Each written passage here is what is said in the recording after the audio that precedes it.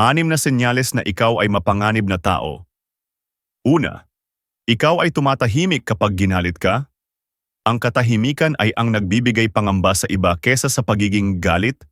Pangalawa, nilalayuan mo ang pakikipagtalo sa iba dahil mas mahalag para sa iyo ang kapayapaan.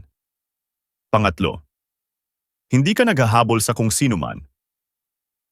Hinahayaan mo silang mawalan ng koneksyon sa iyo. Pangapat, mas obserbatibo kesa maging madaldal. Naiintindihan mo ang mga bagay-bagay sa paligid ng hindi nalalaman ng iba. Panglima, hindi ka nawawalan ng kontrol sa sarili. Binabasa mo ang lahat sa tamang katwiran, habang ang iba ay nawawalan ng kontrol sa kanilang mga emosyon.